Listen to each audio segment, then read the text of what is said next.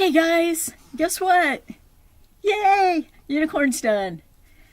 There he goes. I know if you've been watching on Facebook, you saw yesterday the pictures of it as I was putting it together little by little. And now you get to see the whole 360 version of him. There you go. And the back side. And check him underneath. So there he is, all done up.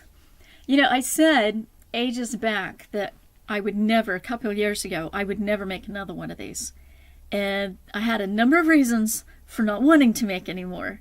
And the biggest part was because I didn't have the proper tools. That and I lacked experience. Because when I made him, that was back when I decided to, I quit my internet business I'd started, and I decided I'm just going to have fun from now on. And so I was discovered the amigurumis and decided I'd make them. Well, this is one of the first ones that I made.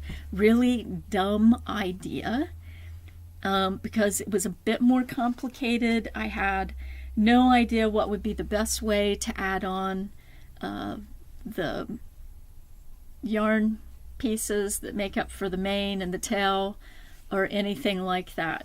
And there really wasn't anything in the book that gave tips on how to add it in to make it look nice. So it became trial and error, and mostly error, and I hated it. But anyway, so that was the end of that one. And they do take time to make. Even now they take time to make. And I've got hundreds of hours, literally hundreds of hours of crocheting under my belt again. And loads of amigurumis that I've made. Dozens actually. So, you know, this time going around, it was just so much better. And it's the nicest. And the seams on it are better. So that's what I'm going to get into today, is the things that made it better. One was experience. When I say experience, I mean not just in making it, but also in taking Stacy Trock's Make Your Own Amigurumis and other classes like that I've taken to improve my skills. The other is through experience, I've found out what tools are good and what tools aren't. Now, if you go back and you look at some of my previous amigurumi videos where I gave tips, I put down that this was one of the best needles you could get. Well, that's actually not true. Now that I've got experience under my belt on that one, I've found another needle that beats this one to no end. The problem with it is that it's really long. Okay?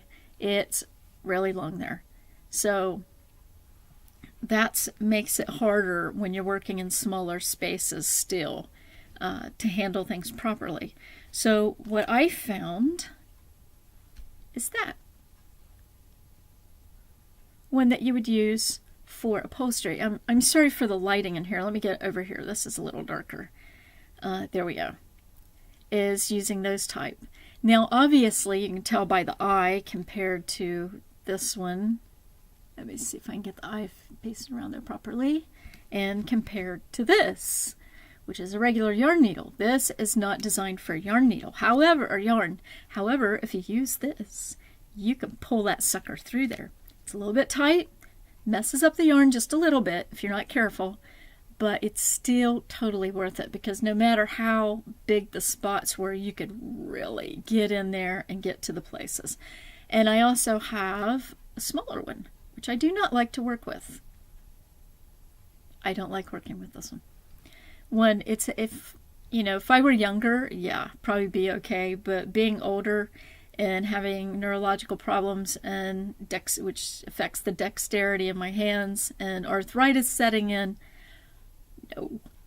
And someone on Facebook, when I put this up, that this was just the best needle, they had mentioned that it looked painful, and I don't know what they meant. Did they mean the needle itself looks like it would inflict a lot of pain, or using it would be painful just because it's thin and funny feeling and stuff? And I'll tell you, it does take getting used to. It really does take getting used to this thing, how to hold it and get into places and stuff.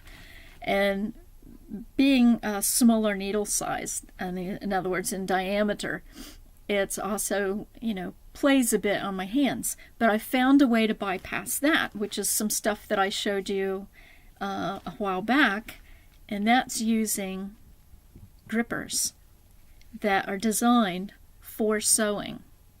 Now these made it stinking easy to be able to pull it through and get it out. Okay, now they come in sets of 3. Depends on how you want to use them, which fingers you want to be using at the time, but it comes in sets of 3, and they're nice because no matter how thin the needle, or if you're using straight pins, I mean, you can just pick these suckers up in a heartbeat. But it does make it much easier to be able to use these and be able to pull through without having any stress at all on your fingers. Well, I won't say any stress at all. It really significantly reduces the stress. In my case, I would say it reduces the stress by about 95% easily. So there we go. So painful, maybe if you were just using these plain, but if you use these little grippers that you can get out of the sewing section at Walmart, or at least you can at Walmart in Athens, Ohio, bingo, you got it. So that helps a lot. The other thing that made it nicer to make this time was the first time I was using my Boy G hook that looks like this. I don't like these hooks anymore. They're much too hard to use. Second time, this time, G hook. Yeah, Clover. So much nicer to use this when you have arthritis compared to this. And it's also smaller, less pain in the butt here we go. Less pain in the butt to work with, and just so much nicer to use these. Thank you, Diane, for this one. So yeah, that did a world of good. Let's see, what else was useful? Compared to experience. Again, crocheting in the back loop instead of both loops takes a lot of stress off, and it goes faster. At least to me, it goes faster, working it that way. And again, like I said, experience. So if you're interested in making that unicorn, I've got the link in the show notes that takes you to the Amazon, the place on Amazon where you can pick it up, Ana Paula Rimoli's book. Now, she's got, I don't make anything off this, okay? So I'm just, not even a percentage. I'm not an Amazon affiliate at the moment.